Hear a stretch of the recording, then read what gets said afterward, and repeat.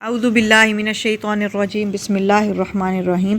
میں آپ کے سامنے طالوت اور جالوت کا واقعہ اور جالوت کی موت حضرت داؤد علیہ السلام کے ہاتھوں اس کا واقعہ آپ کے سامنے پیش کرتی ہوں کہ حضرت موسیٰ علیہ السلام کے بعد جب بنی اسرائیل کی حالت بہت زیادہ خراب ہوئی اور انہوں نے اللہ تعالیٰ کے وعدے کو فراموش کیا اور بت پرستی میں دوبارہ سے مبتلا ہوئے، سرکشی اور نافرمانی اتنی انتہا کو پہنچی تو ان پر اللہ تعالیٰ نے قوم جالوت کو مسلط کیا۔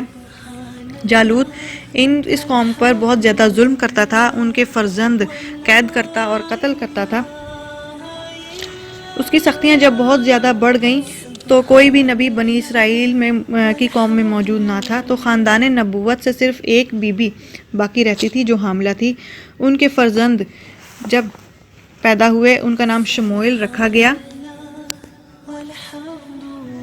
جب وہ بڑے ہوئے تو انہیں علم توریت حاصل کرنے کے لیے بیت المقدس کے ایک کبیر السن عالم کے سپرد کیا۔ ان کے ساتھ شفقت کرتے تھے اور آپ کو فرزند یعنی بیٹا کہتے تھے۔ جب آپ بلوغت کو پہنچے تو ایک شب آپ اس عالم کے قریب آرام فرما رہے تھے کہ حضرت جبرائیل علیہ السلام نے اسی عالم کی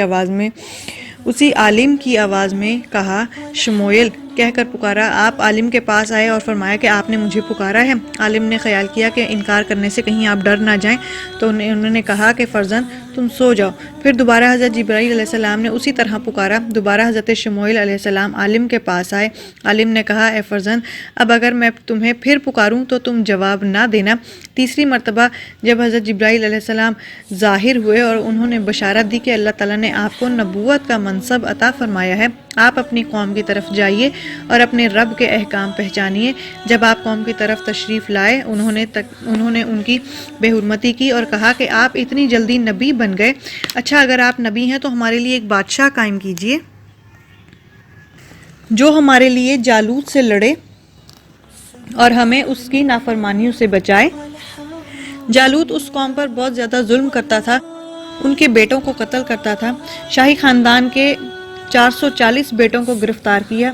جب حالت یہاں تک پہنچی کہ اب ہمیں جہاد سے کوئی بھی چیز نہیں روک سکتی، تب اللہ کے نبی نے یعنی شموئیل نے دعا کی کہ اللہ تعالیٰ نے ان کی درخواست قبول فرمائی اور ان کے لیے ایک بادشاہ مقرر کیا اور جہاد فرض کیا۔ شموئیل نے ان کے لیے طالوت کو بادشاہ چنا۔ طالوت حضرت یعقوب علیہ السلام کی اولاد بنیامین کی اولادوں میں سے ہیں۔ حضرت شموئیل علیہ السلام کو اللہ تعالیٰ کی طرف سے ایک عصا ملا تھا اور بتایا گیا تھا کہ جو شخص تمہاری قوم کا بادشاہ ہوگا اس کا قد اس عصا کے برابر ہوگا۔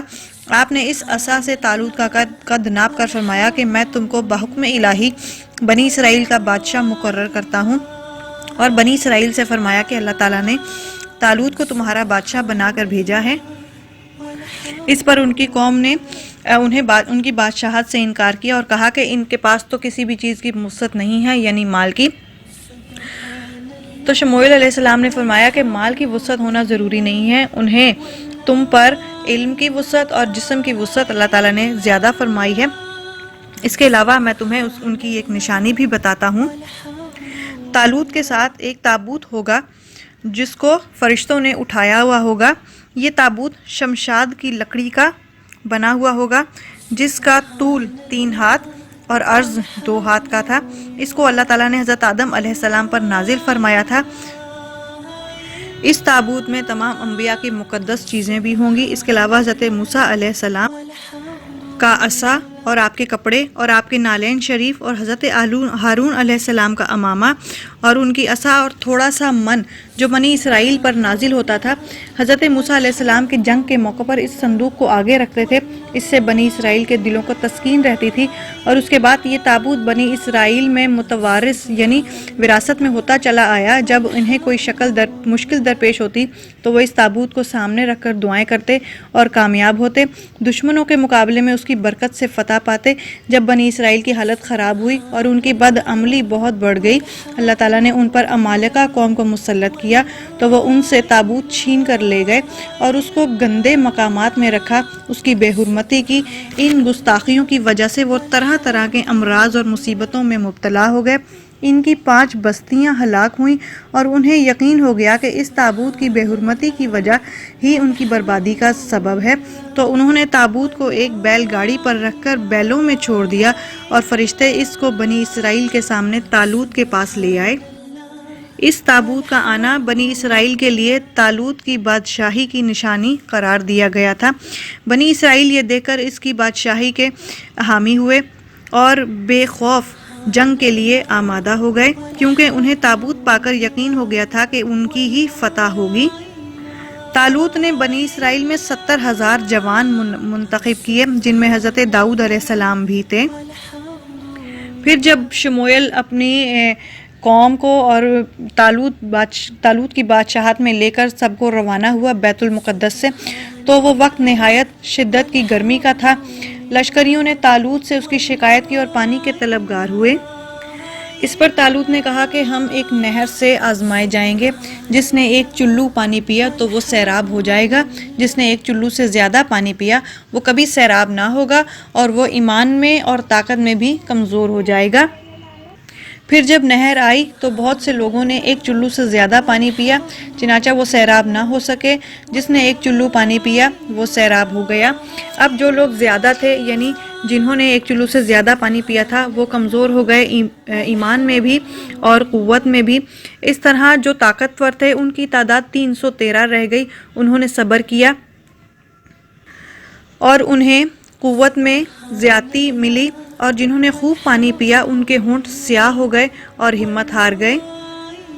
اس کے بعد جب بنی اسرائیل سے مقابلے کے لیے جالوت سامنے ہوا تو وہ اس کی قوت اور جسامت دیکھ کر گھبرا گئے، کیونکہ وہ بہت بڑا جابر اور شہزور قد آور تھا۔ طالوت نے اپنے لشکر میں اعلان کیا کہ جو شخص طالوت کو قتل کرے گا میں اپنی بیٹی کا نکاح اس سے کروں گا اور اپنی ملک کی نصف بادشاہت یعنی نصف ملک اس کو دوں گا، مگر کسی نے جواب نہ دیا۔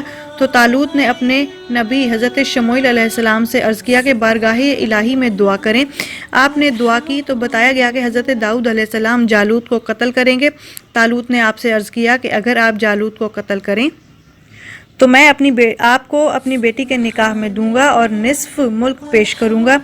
آپ نے قبول فرمایا اور جالوت کی طرف روانہ ہوئے۔ حضرت داؤد علیہ السلام کے والد عیشا طالوت کے لشکر میں تھے اور ان کے ساتھ ان کے تمام فرزند بھی تھے، جن میں حضرت داؤد علیہ السلام سب سے چھوٹے تھے۔ کچھ بیمار تھے، رنگ زرد تھا، لیکن پانی کا ایک چلو پینے سے ان میں طاقت آ گئی۔ پھر حضرت داؤد علیہ السلام جالوت کے مقابل ہوئے۔